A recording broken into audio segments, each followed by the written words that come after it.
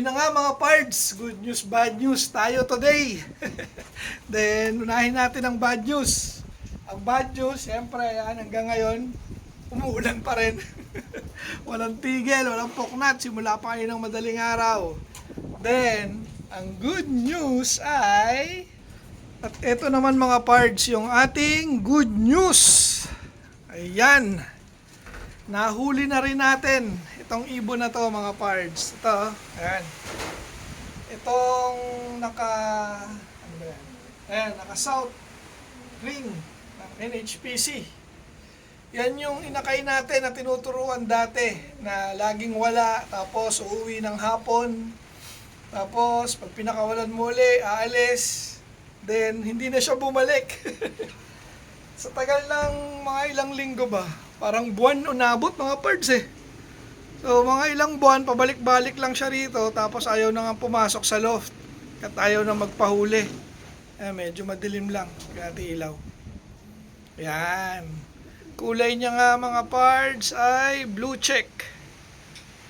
Ayan, so shoutout kay Pards Ayan Loft. Ayan oh. Dahil nga siya yung nag-breed neto. Ang magulang neto mga pards ay si Days Gun. Yun ang tatay, then ang nanay yung yung Santa Ana finisher ni Pards Ayan mga pards. So nagko-breeding kami, tag-isa kami ng inakay. Yun ang naging ugali nito. Then sabi nga ni Ayan, nagmana sa ugali ng nanay. Ganun nga raw yung nanay nito. Umaalis, tapos hapon na or kinabukasan na umuwi. Nangyari naman dito, nag-double loft siya mga pards. Nahuli ko rin, mailap pala siya. Nahuli ko rin sa tagal. Yan nga, inaabot na ng mga ilang buwan yan bago ko napapasok. Siguro nagutom or hindi pinapakain doon sa kanyang tinitirahan. Dahil nung napunta nga rito kaninang umaga, actually kaninang umaga ko pa siya nahuli. Kumain nung naglagay ako ng mga patoka dahil nga magpapakain tayo. So nung pagpasok niya, ayun, sinarahan natin yung pintuan ng loft. Dahil nga naiilang pa siya, pero syempre sanay siya rito eh. Tinatakasan tayo niyan mga pards. Papasok dito pag wala ako. So wala kang pasok ngayon, masama ang panahon. Nakatambay tayo sa loft, pumasok siya. Ang ring nga niyan ay 2626706 ng South ng NHPC. Ang challenge ngayon sa atin mga pards, paano natin ngayon to papaamuhin? Panigurado, pag to pinakawalan ko, babalik yan dun. Ayan o. So magandang gawin yata ay ko muna siya. Pagulangin. Then pag medyo gumulang na, paparisa natin. Tapos saka pa lang siya pwede lumabas dito sa ating loft pag nagkataon. Ayan, patuloy pa rin nga ang pagulan. Ayan uulan sa labas. Dito tayo sa loob ngayon. Ang pinangalan ko nga rito dahil makulit siya ay si Pasaway. Possible, barako to. So, kak siya. Kaya medyo madali-daling paamuhin to.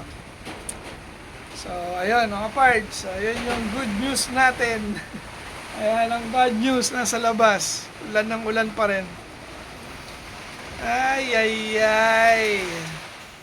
Ayan mga pards, natapos na naman ang araw ng puro ulan. So ito, balikan natin tong ating mga pang North Young Birds. Ilaw. So ito yung asawa pala to. Ito na yung hen. Ganda talaga na itsura na ito mga pards. Dito yung isang inakay. Ayan pinaghiwalay nga natin. Ayan ang cute. Healthy. Nasingsingan na nga natin to mga pards. Ayan sasabak din natin to. Ayan ang ganda ng pusod mga pards. Healthy. Tapos nag-iisa pa kaya mas magiging okay. Tapos ito yung black. Ayan, naglulubog din. Then, si 688. Ito siya. Okay naman. So far, so good. Napakain na natin yan kanina. Si Black Lady. Si Black Boy, papangit na mga pangalan ng ibon natin. Then ito, palitan natin. Si ano na lang to ngayon? Si 4-6, kalilipad. Ang number mo? Ayan, so 465. Kasi parang di maganda yung pangalan na Blue. Malas. Ilan na yung pinangalan nating Blue na wala sa training, mga pards. So, siya na ngayon si 465. Then, si 688, nestmate yan. Pareho silang barako. Tapos, ito naman, nestmate din. Si Black Lady at si Black Boy. Ano nangyari sa ilong mo? Ba't mo na ganyan? Ayan, sila yung ating lumalaban ngayon ng North Race sa NHPC, mga pards. At ayun na nga, mahigit 1 linggo na walang lipad yung ating mga ibon. Puro dito lang sila sa bahay. Dahil nga sa sama ng panahon. Ito, asawa naman to ni Black Boy. Si... pangalan na ito? Si Whitney. Then, silipin natin yung ating mga tipplers. Nakakulong din sila ngayon. Hindi rin natin pinapalabas. Ayan, o. Ayan, o. Ang cute. Ang liliit. Ayan, ito yung unang anak. Yung pangalawang anak. Yung pangatlo, hindi na natin tinuloy kasi dadami. Meron tayo ngayon 6 na tipplers, mga pards.